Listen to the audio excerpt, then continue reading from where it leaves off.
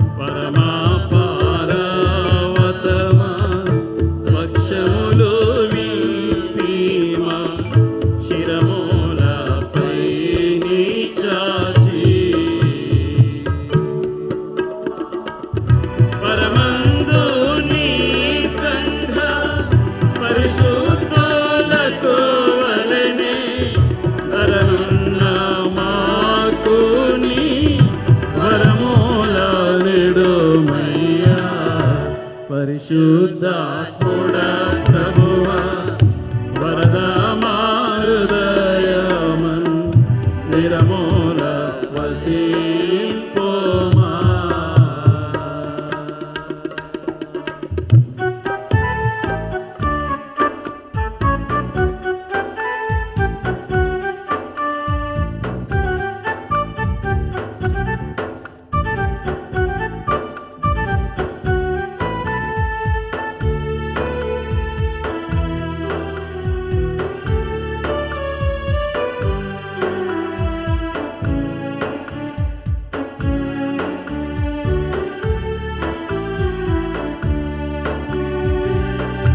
అందమో నీవోము నందు చిందెడు తేజ మందరు వీక్షింపగా.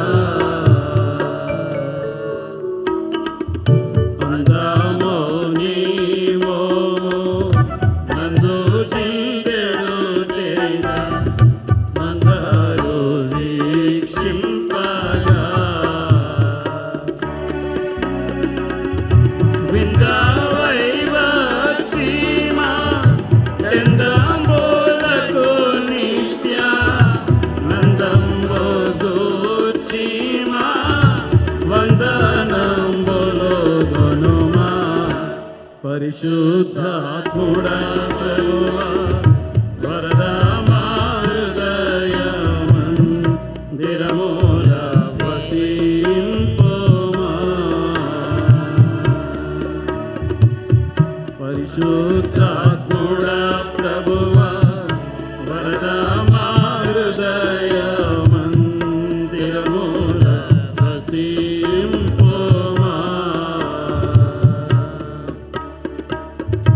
అరుదైన నీ దివ్య తరశక్తులను దాల్చి త్వరగా మాపై దిగుమా. కరుణాదేవై ఇప్పుడు పరిశుద్ధాత్ముడా ప్రభువా వరదా మా హృదయమందిరముల వసింపోమా.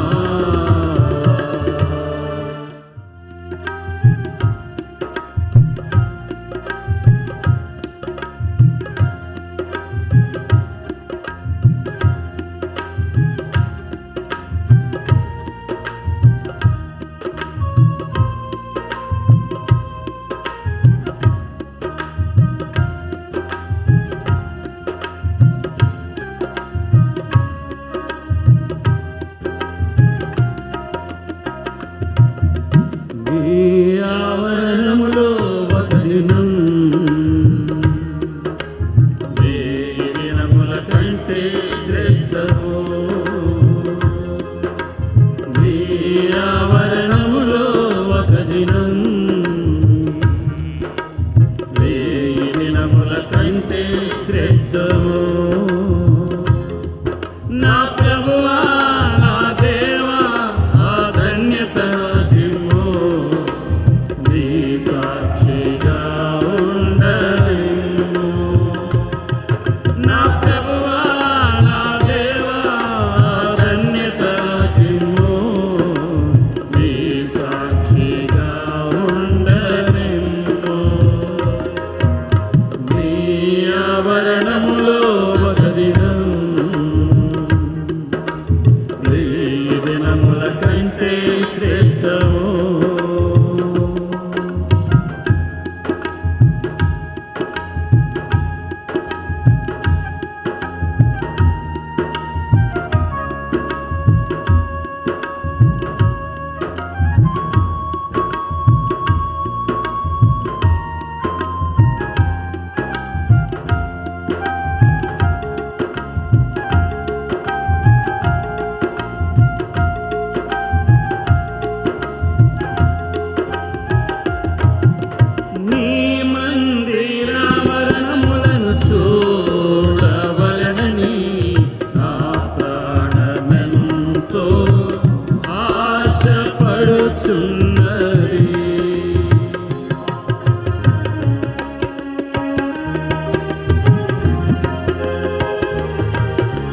నీ మందిరావరణములను చూడవలనని నా ప్రాణమెంతో ఆశపడుచున్నది. అది సొమ్మసిల్లుచున్నది,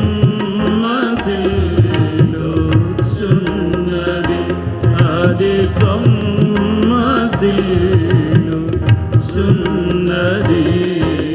నీ నివాసములు ఎంతో రమ్యములు, నీ నివాసములు ఎంతో రమ్యములు. నీ ఆవరణములు ఒక దినం 1000 దినముల కంటే శ్రేష్టము.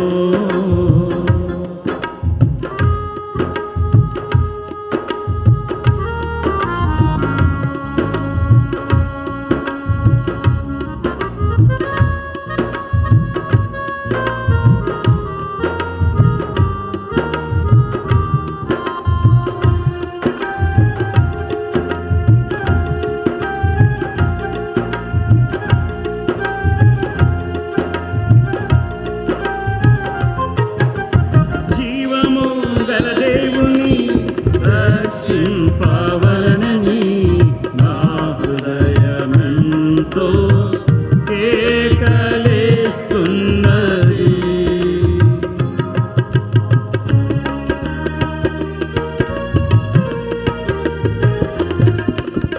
జీవము గల దేవుని దర్శింపవలనని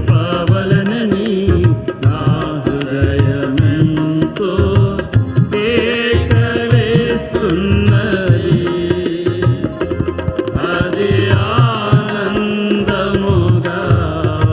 నున్నది, అది ఆనందముగా నున్నది. నీ నివాసములు ఎంతో రమ్యములు, నీ నివాసములు ఎంతో రమ్యములు. నీ ఆవరణములు ఒక దినం 1000 దినముల కంటే శ్రేష్టము.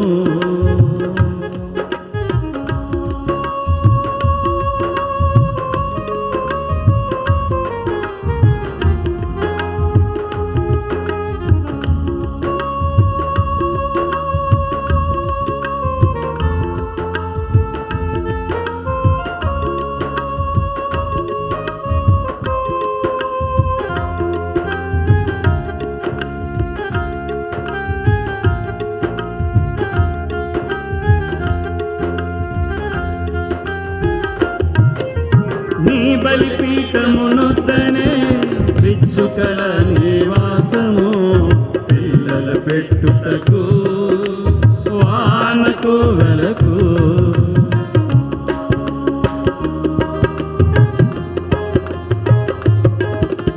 నీ బలిపీఠమునొద్దనే పిచ్చుకల నివాసము, పిల్లలు పెట్టుటకు వానకు వెలకు. గోటి స్థలము వాటికి దొరికెను, గోటి స్థలము వాటికి దొరికెను. నీ నివాసములు ఎంతో రమ్యములు, నీ నివాసములు ఎంతో రమ్యములు. నీ ఆవరణములో ఒక దినం 1000 దినముల కంటే శ్రేష్ఠ.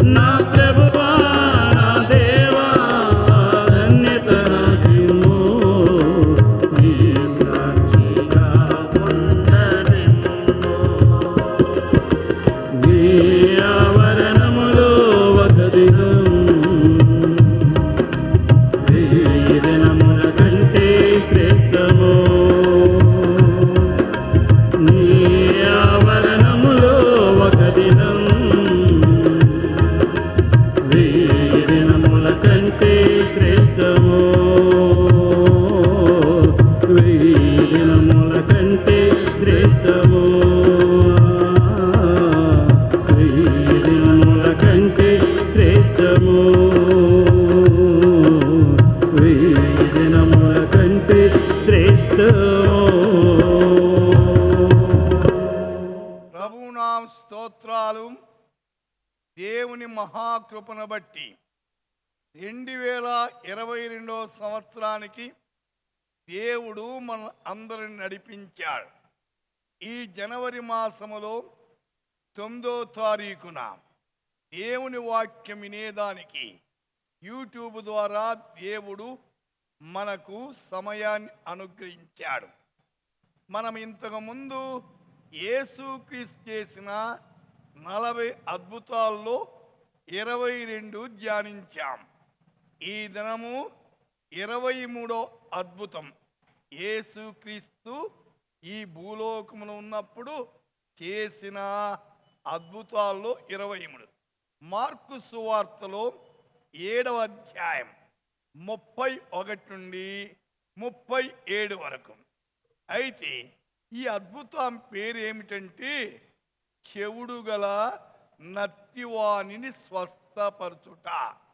చెవుడు గల నత్తివానిని స్వస్థపర. Deaf and dumb healed. బహిరే అహుకులే వ్యక్తికో చంగా కన్నా. ఇప్పుడు మార్కు సువార్తలో 7వ అధ్యాయం 31 గమనించండి. ఆయనంటే యేసుక్రీస్తు మరలా తూరు ప్రాంతం విడిచి అగైన్ ఈ departing from the region of తూర్, సీదోను ద్వారా దెకపలియ ప్రాంతం మీదుగా గైడే సముద్రము నొద్దకు వచ్చెను. ఈ వచనములో 4 స్థలాలు కనిపిస్తున్నాయి. ఒకటి తూరు, రెండవది సీదోను, మూడవది దెకపలి, 4వది గలిలయ. వీటి క్లుప్త చరిత్ర కూడా గమనిస్తాం. మొదటిది ఏమిటి? తూరు. తూరు అనే మాటకు అర్థం ఏమిటంటే బండ అని అర్థం. అయితే దీని చరిత్ర కొద్దిగా మీరు వినండి. మధ్యధరా సముద్రపు ఒడ్డున కాదు. ఈ తూరు ఎక్కడుందంటే మధ్యధరా సముద్రపు ఒడ్డున ఉంది. ఫెనికే దేశములో ఉన్న పురాతనమైన పట్టణం.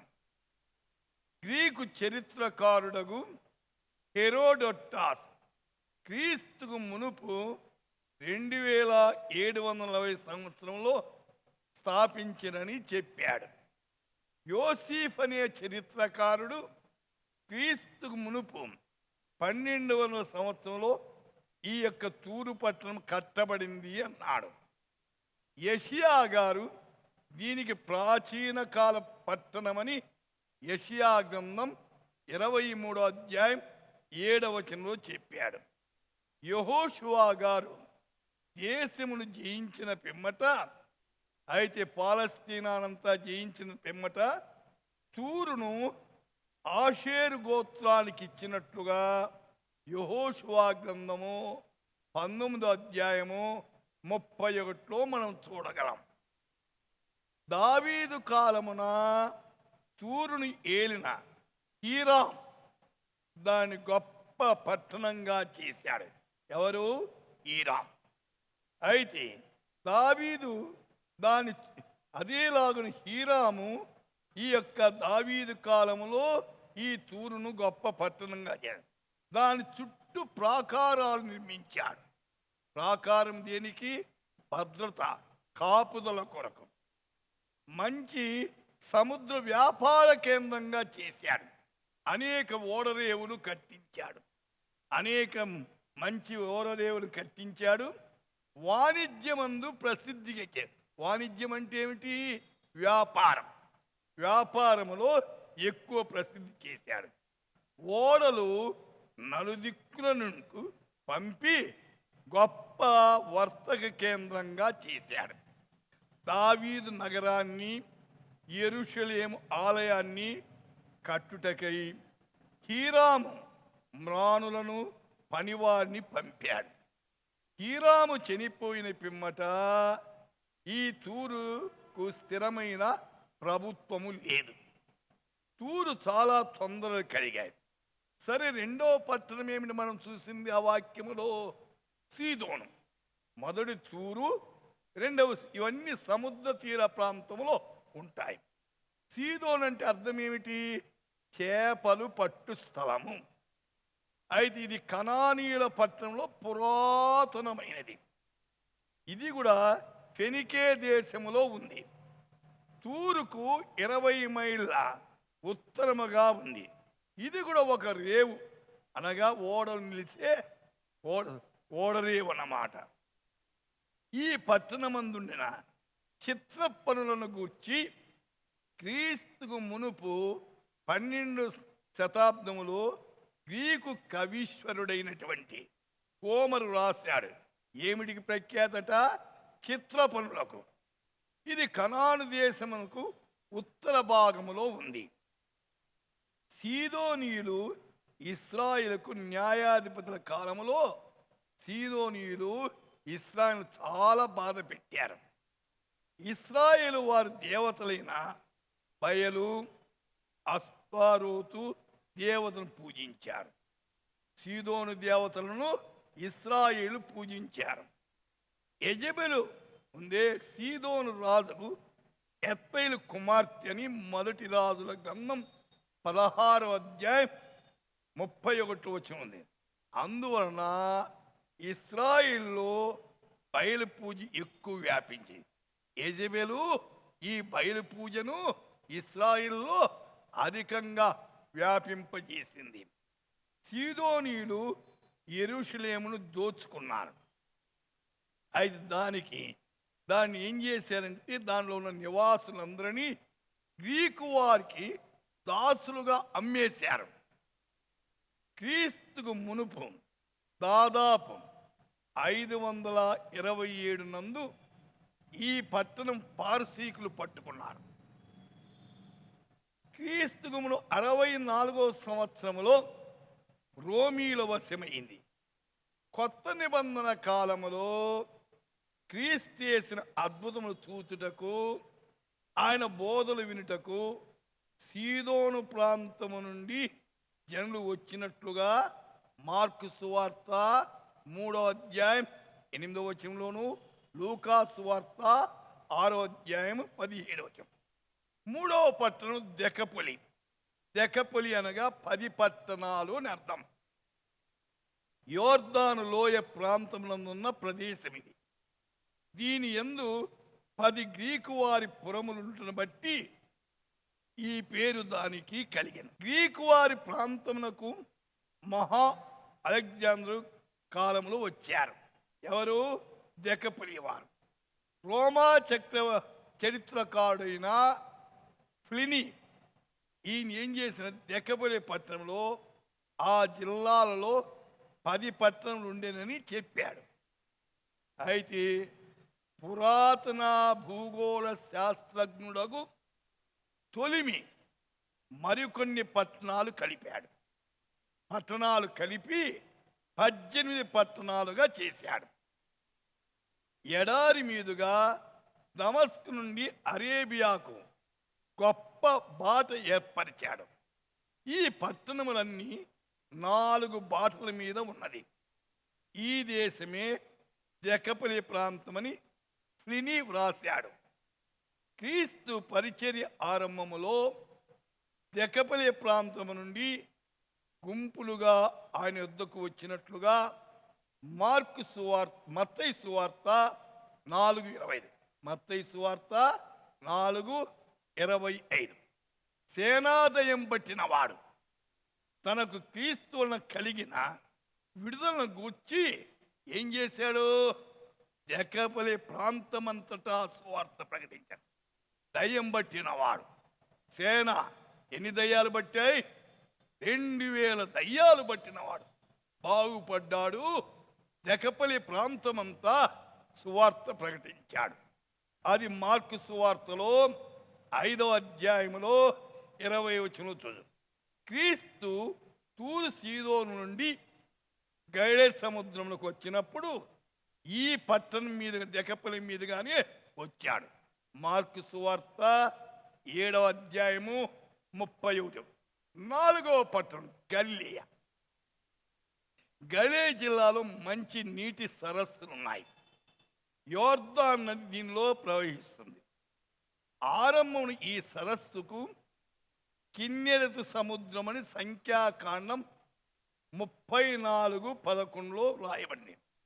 క్రమక్రమముగా గలిలయ సముద్రము తిబియ సముద్రమని పిలిచారు. అది యోహాను సువార్త 6వ అధ్యాయం 1వ వచనంలోను 21వ అధ్యాయం 1వ వచనం. ఈ సముద్రం మట్టమునకు దాదాపు 1000 అడుగుల ఎత్తుగల కొండల చేత ఆవరించబడింది. నీరు మాత్రం బహుదివ్యమైన మంచి నీరు. యోర్దాని దీని యందు పడుచుండు చోట మరలా వెడలు వరకు ఉత్తర దక్షిణముగా 15 మైళ్ళు పొడవు. మగ్దాలా నుండి సూటిగా తూర్పు తీరం వరకు 9 మైళ్ళు వెడల్పు కలిగి ఉన్నది. ఇది మధ్యధరా సముద్రమునకు 700 అడుగుల లోతు. ఈ సముద్రమందు శ్రేష్టమైన చేపలకు కొరత లేదు. దాదాపు 25 రకముల చేపలు లభిస్తాయని అంటున్నారు. అయితే క్రిస్టన్ శాస్త్రజ్ఞుడు ఏమన్నా అంటే దీని యందు మందలుగా చేపలు సంచరించుండును అంటున్నాడు. చేపలు తమ రెక్కలు నీటిపైకి రానిచ్చి విహరించు సమయమున దూరము నుండి చూచువారికి గాజు సముద్రంపై జుడివాన కొట్టినట్లు కనిపించునని చెప్పుదురు. ఈ గలిలయ సముద్ర తీరమున యేసు పోవుచు తన శిష్యుని పిలిచాడు.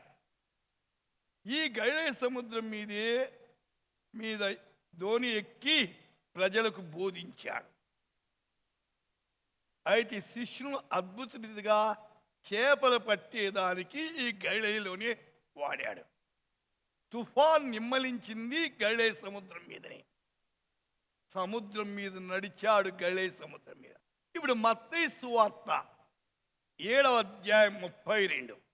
అప్పుడు వారు చెవుడు గల నత్తివానొకని ఆయన యొద్దకు తోడుకుని వచ్చి వాని మీద చేయి ఉంచుమని ఆయన వేడుకొనిరి. Then they brought to him one who was deaf and had an impediment in his speech, and they begged him to put his hand on him. तो लोगों ने एक बहिरे को जो अकुला भी था उसके पास लाकर उससे विनती की कि अपना हाथ उस पर रखे. లూకా సువార్త 11వ అధ్యాయం 14వ వచనంలో ఒకప్పుడు ఆయన మూగ దయ్యమును వెళ్ళగొట్టుచుండెను. ఆ దయ్యము వదిలిపోయిన తర్వాత మూగవాడు మాటలాడెను గనక జనసమూహము ఏం చేయింది? ఆశ్చర్యపడెను. And he was casting out a demon, and it was mute. So it was when the demon had gone out that mute spoke, and the multitude marveled. फिर उसने एक गूंगी दुष्टात्मा को निकाला. जब दुष्टात्मा निकल गई तो गूंगा बोलने लगा और लोगों को अचंबा हुआ.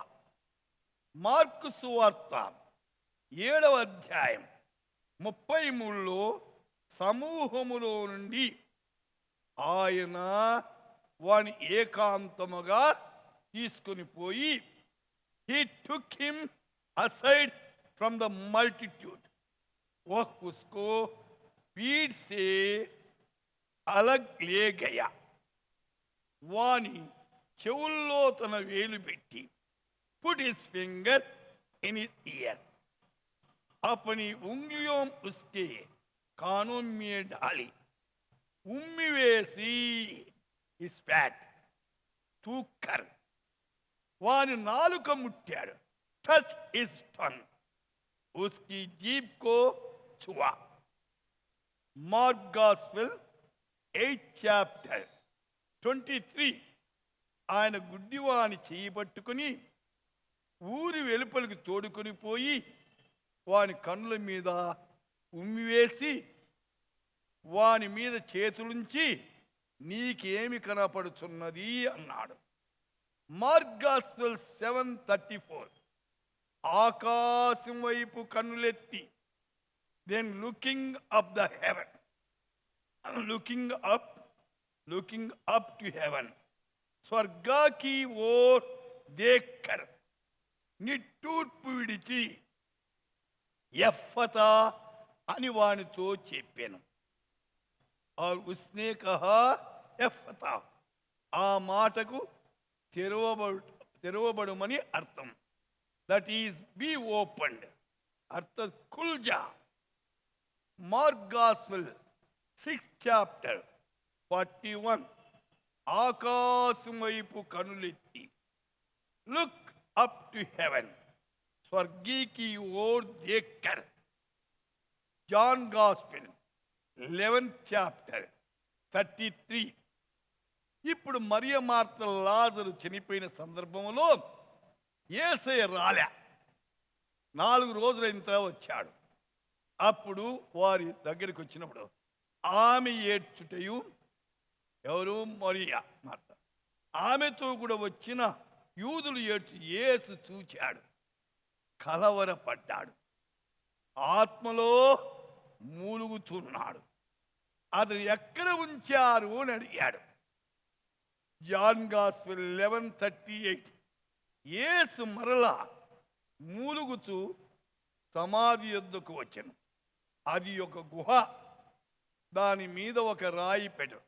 మేము పాలస్తీనాకి వెళ్ళినప్పుడు లాజరు సమాధులు దిగాలంటే చాలా కష్టం. అయితే అనేక వంపులు వెళ్ళాలి. మార్కు సువార్తలు 7:35లో అంతట వాని చెవులు తెరవబడెను. Immediately his ears were open, ఉస్కే కాన్ ఖుల్ గయే. వాని నాలుక నరము సడలి వాడు తేటగా మాటలాడుచుండెను. The impediment of his tongue was loose and spoke plainly. और उसकी जीभ की गांठ भी खुल गई और वह साफ बोलने लगा. యేసు క్రీస్తు చేసే అద్భుతాల గురించి యేసు లోకానికి రాకమునిపే యెషయా ప్రవక్త ప్రవచించాడు. యెషయా గ్రంథం 35వ అధ్యాయం 5-6. గుడ్డివారి కన్నులు తెరవబడును, చెవిటివారి చెవులు విప్పబడును, కుంటివాడు దుప్పివలే గంతులు వేయును, మూగవాని నాలుక పాడును, అరణ్యములో నీళ్లు ఉబ్బుకును, అడవిలో కాలువలు పాను. ఇది యేసు రాకమునిపై ప్రవక్తని యెషయా ప్రవచించాడు. మార్కు సువార్త 7:36లో అప్పుడు ఆయన ఇది ఎవరితోనూ చెప్పవద్దని వానికి ఆజ్ఞాపించెను. He commanded them that they should tell no one. అయితే ఆయన చెప్పవద్దని వారికి ఆజ్ఞాపించిన కొలది వారి మరి ఎక్కువగా దానిని ప్రసిద్ధి చేసి. But the more he commanded them, the more widely they proclaimed it. Mark gospel 5:43. జరిగినది ఎవరికి తెలియకూడదని ఆయన వారికి ఆజ్ఞాపించి. మార్క్ 7:37.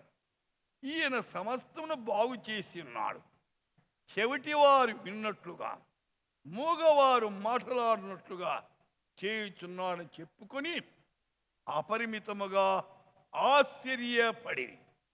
Mark gospel 6:51. వారు తమలో తాము మిక్కిలి విభ్రాంతి నొందిరి. Mark gospel 10:26. వారు అత్యధికంగా ఆశ్చర్య. సోదరుడా ఆలోచించు.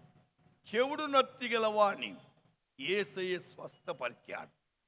అయితే మన జీవితాల్లో కూడా దేవుడు ఆనాడున్న దేవుడే ఈనాడు ఉన్నాడు. అద్భుతాలు చేసేవాడు. ఆయన మీద నమ్మిక ఉంచుట ఎంతైనా అవసరం. సోదరి సోదరుడా, యూట్యూబ్ ద్వారా వింటున్నాం. నీ బలహీనత ఏదో, నీ కష్టం ఏదో, నీ బాధ ఏదో, నీ ఇరుకేదో, నీ ఇబ్బంది ఏదో ప్రభుతో చెప్పు. ఆయన అద్భుతాలు చేసే దేవుడు, ఆశ్చర్యకార్యాలు చేసే దేవుడు, ఆయన సృష్టికర్త. ఆయన నీ పట్ల దయ చూపిస్తున్నాడు. అయితే ఈ లాక్డౌన్లో కూడా మనం యూట్యూబ్ ద్వారా యేసు చేసిన అద్భుతాల్లో 23వ అద్భుతము, చెవుడు గల నత్తివాణి స్వస్థపరచుట. దేవా, నా జీవితంలో ఉన్న చెవుడు, ఈ రోజుల్లో వాక్యం వినలేని చెవులున్నాయి చాలామందికి. దేవుని కొరకు ప్రయాసం, నత్తి జీవితం.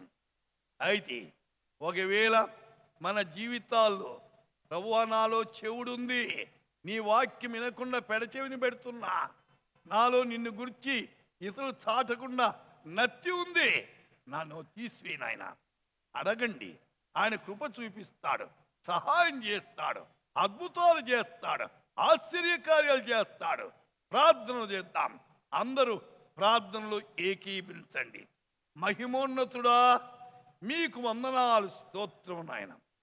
2022వ సంవత్సరం జనవరి మాసములో 9వ తారీఖు ప్రభువు దినమున మీరు చేసిన అద్భుతాల్లో 23వ అద్భుతము, చెవుడు గల నత్తివాణి స్వస్థపరిచే. దేవా, నీవు స్వస్థపరిచే దేవుడు, స్వస్థపరచు యెహోవాను నేనే సెలవిచ్చావు.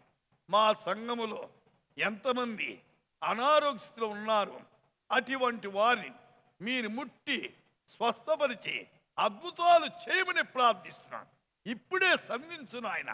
యూట్యూబ్ ద్వారా ఎక్కడెక్కడ వింటున్నారో వాళ్ళందరి మీద మీ హస్తం ఉంచండి. వారి బలహీనత తీసివేసి మీ నా మహిమ కొరకు వారిని వాడుకునమని యేసు నామమున ప్రార్థిస్తున్నాము తండ్రి. ఆమేన్.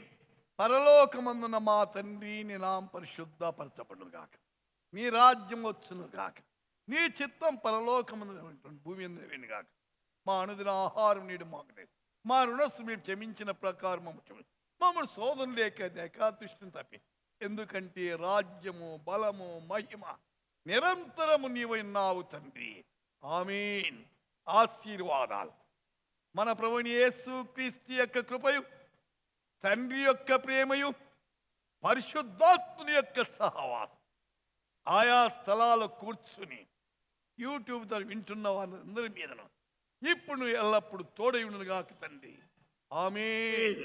ప్రతి చోట నీ సాక్షిగా ప్రభువా నిన్ను అంటూ, ప్రతి చోట నీ సాక్షిగా ప్రభువా నిన్ను అంటూ,